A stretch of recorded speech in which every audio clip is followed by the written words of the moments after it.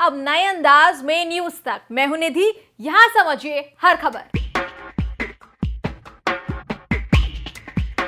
देश में कोरोना की तीसरी लहर की आहट होने लगी है। महाराष्ट्र, जहां से कोरोना की पहली और दूसरी लहर की शुरुआत हुई थी, वहां के स्वास्थ्य मंत्री राजेश टोपे ने कह दिया है कि दिसंबर में कोरोना की तीसरी लहर आ रही है।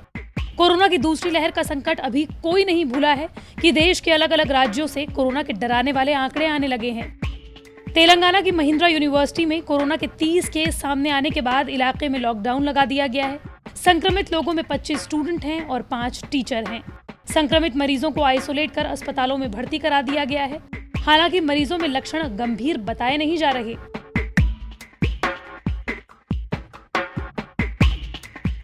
फिलहाल यूनिवर्सिटी को बंद कर दिया गया है और 1700 छात्रों और बाकी कर्मचारियों को आइसोलेट रहने के निर्देश दे दिए गए हैं। हैरानी की बात तो यह है कि सभी संक्रमितों को वैक्सीन की दोनों डोजेज मिल चुकी थी। यूनिवर्सिटी की तरफ से कहा गया है कि कैंपस और हॉस्टल को पूरी तरह से सैनिटाइज करने के बाद ही बाकी गतिविधियों को शुरू किया जाएगा।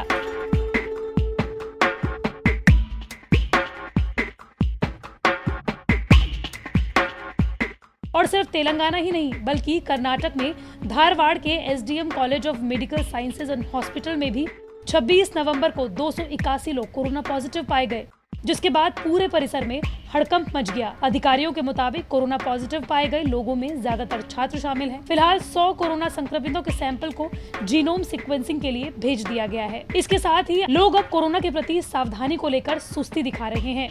वहीं महाराष्ट्र के स्वास्थ्य मंत्री राजेश टोपे ने कहा है कि महाराष्ट्र में तीसरी लहर दिसंबर में आएगी। हालांकि वैक्सीनेशन रेट देखते हुए उन्होंने ये भी कहा कि ये लहर शायद दूसरी लहर जितनी खतरनाक ना हो।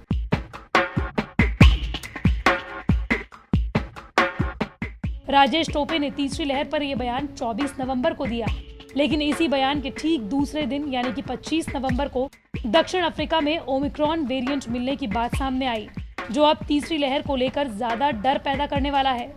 वेरिएंट के डर से महाराष्ट्र ने दक्षिण अफ्रीका से आ रहे लोगों को क्वारंटीन करने का फैसला किया है। साथ ही गुजरात में भी बिना RT-PCR के एंट्री नहीं मिलेगी। दरअसल देश में अप्रैल 2021 में कोरोना की दूसरी लहर ज्यादा भयावह कोरोना के डेल्टा वेरिएंट से हुई। ये डेल्टा वेरिएंट महाराष्ट्र में सबसे पहले मिला, लेकिन अब ओमिक्रॉन वेरिएंट डेल्टा वेरिएंट से भी ज्यादा खतरनाक बताया जा रहा है।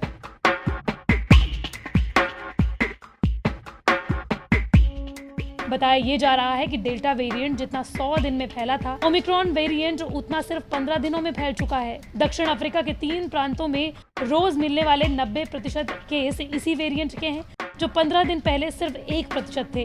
वैज्ञानिकों को सबसे ज्यादा इसी बात का डर है, क्योंकि अब तक सबसे तेजी से फैलने वाला वेरिएंट डेल्टा था, जिससे दुनिया में तीसरी लहर और देश में दूसरी लहर आई थी। लेकिन अब ओमिक्रॉन से देश में तीसरी लहर का खतरा बन गया है, क्योंकि ये डेल्टा से 7 गुना ज्यादा तेजी से फैल रहा है। यही नहीं, ये तेजी से म्यूटेट भी हो रहा है। हालांकि महाराष्ट्र के स्वास्थ्य मंत्री ने कहा है कि महाराष्ट्र में टीकाकरण की दर 80% है, इसलिए तीसरी लहर हल्की होने की उम्मीद है। उन्होंने बताया है कि थर्ड वेव के दौरान मेडिकल ऑक्सीजन और ICU बेड की जरूरत शायद ना पड़े। एक्सपर्ट्स का कहना है कि लहर समय समय पर अपनी निश्चित फ्रीक्वेंसी से आती है।